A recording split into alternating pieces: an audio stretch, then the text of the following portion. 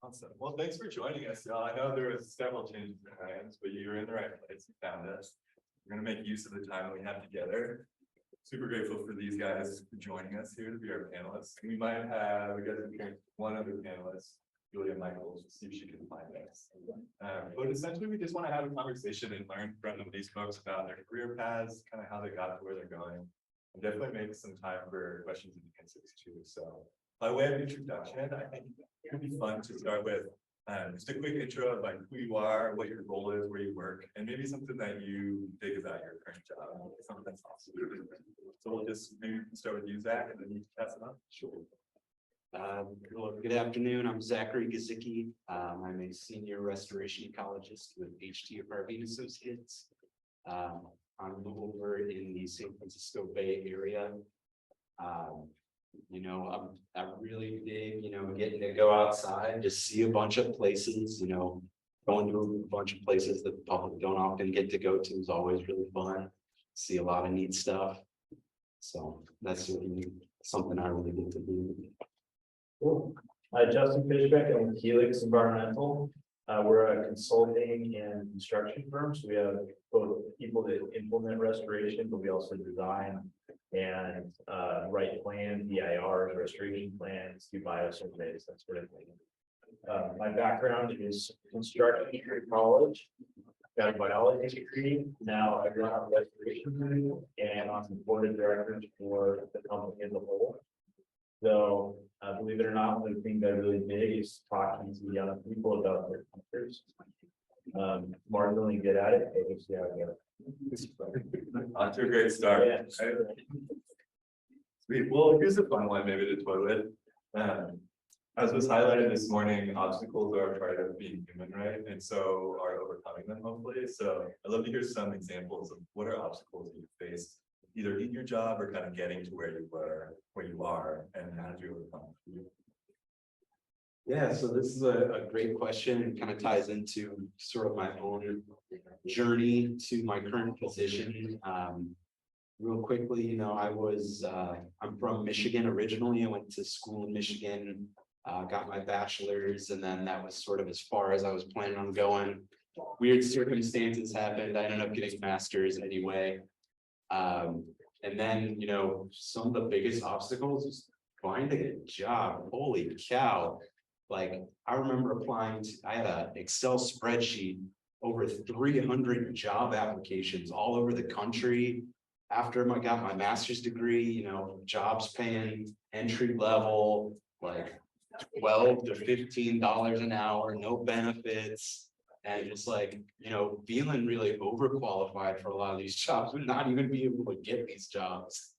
So, I mean, dealing with all of the different websites you got to go to, all of the different portals, USA Jobs. Oh my God, what a disaster website. Paying student loans. Student loans are much higher now than they were when I left school. So, all of these are just huge obstacles into, getting into this field. And I think many of us or all of us realize this is not a field to get into to make money. It's a very passion-driven field. And so hopefully you are passionate enough about it where you can just keep kicking the can down the road with your student loans, and you can handle 300 jobs worth of rejection before you finally find, a good fit. And I mean, once you do find a good fit, you really get in there. I hate the phrase, get your foot in the door. People kept telling me that for years and years. Oh, just do this, get your foot in the door. Do this, get your foot in the door. I'm like, my foot's been in this door for so long. I keep slamming the door on my foot. Let me come in, please. So it eventually all works out. You just got to keep trying. Yeah. Yeah, sounds great. Sure, but everyone's looking at me. I'll get you up. So yeah, we just got started. Okay. This is Dr. Julia Michaels, and it would be awesome if you want to just introduce yourself and maybe when you do, how you got there really. Sure.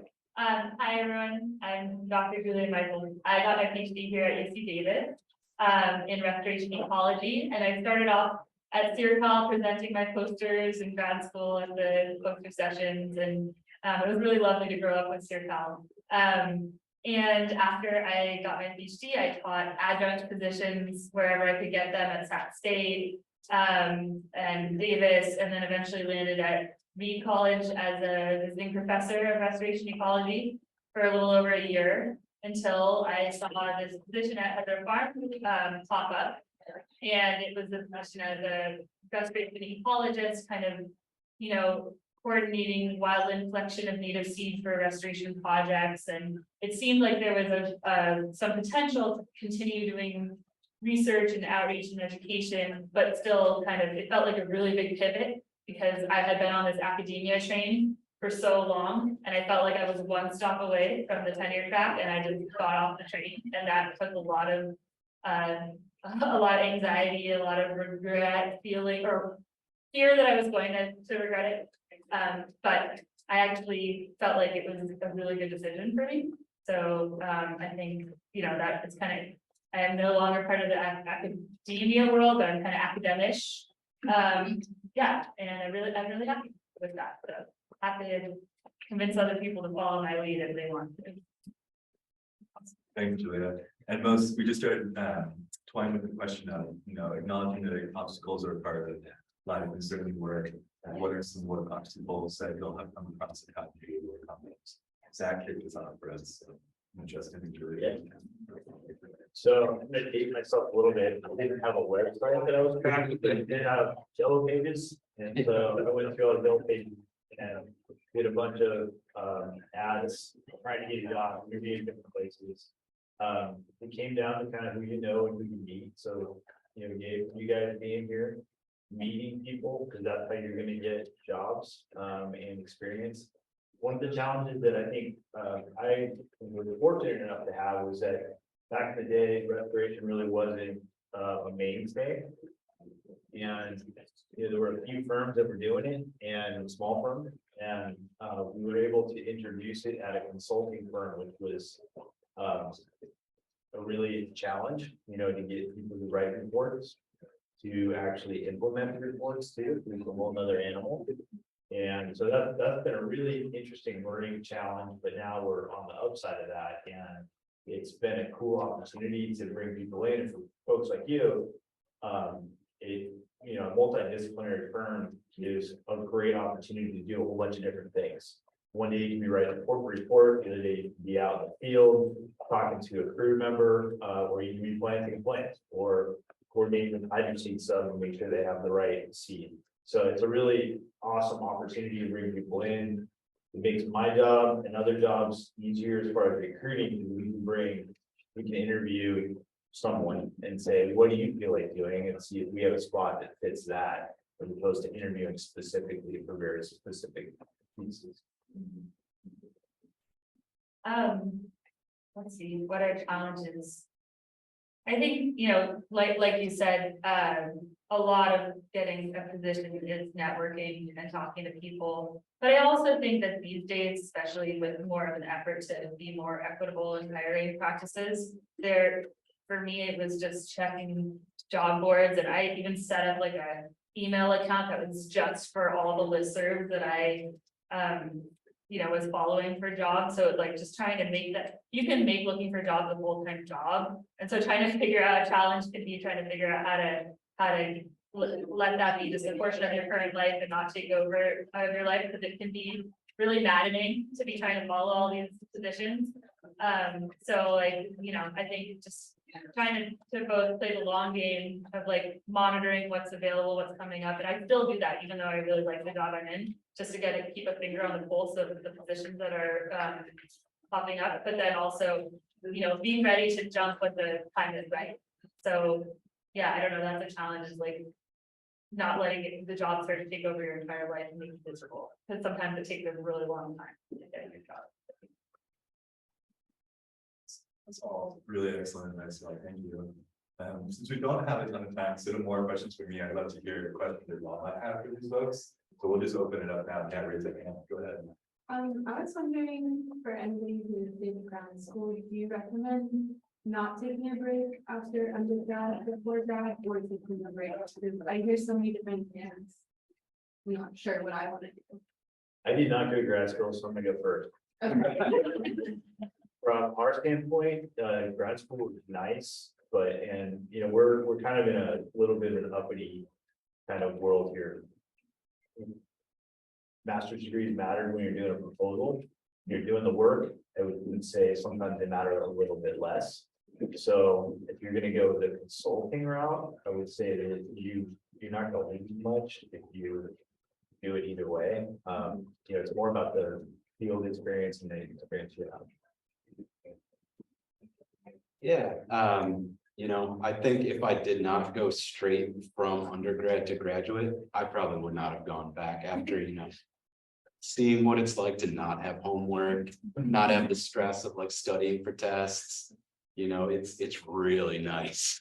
I think it would have been very difficult for me to go back, but, like he said, you don't necessarily need a master's degree to get into consulting. It's gonna be a lot easier to like bust into the field with a master's degree, but you see plenty of people without it. I think what he said about our world becoming a little more disillusioned about the value of a degree, like people are saying bachelors are the new high school diplomas and master's degrees are the new bachelor's degrees, so it's getting weird out there. I think if you're considering a master's, I think it's perfectly fine to continue on and just go straight. If you're considering a PhD, take a break, please, for your own sake, but also for your future employer's sake, because there are so many soft skills that you need to learn just from working at a job that is, that you need, that you're not going to get if you're just in academia for your whole life. Also, just like there are so many different skills that you pick up from doing so many different things. I use skills that I learned from catering in my job every day, right? So just, yeah, that's master's, totally agree. Might be worth it to just go straight through. Also, you can do a master's while working, which I know Isaiah is doing. I don't know if you recommend it, but but yeah, if you're gonna go for the PhD, please take some time. I think. Thank you. Yeah. Can we do one more question? Maybe? Yeah, let's do one more question. Or two of them are really quick. What do y'all have out there? Don't be shy now. Yeah. I was wondering, so obviously we're all here because we for restoration and we see this field as growing or continuing to grow. But as you alluded to, the pay is often like very minimal. It's a lot about compassion, and there's often this expectation that people that come into this field will give their all with substandard benefits and the things that we expect out of other sectors. I'm wondering, do you see that as changing as well as growing into the number of jobs, like how your perspective is seeing it? Yeah, I really don't. So we don't do stockbroker. You're not gonna get stockbroker pay, right? But I think you can make good money doing what you do. You got to be, you want to be out doing field surveys all day long, looking at birds all day long. That's a different skill set than managing a project. Is a different skill set than managing a client. If you're open to doing a whole bunch of different things, you probably can get past where maybe you've heard and you can be, and we can talk later. If you want to know precisely what that looks like. And I can talk to anybody. Societal values, what society deems is worthy of compensation. My roommate, who's a software engineer, makes double what I make, and he's, got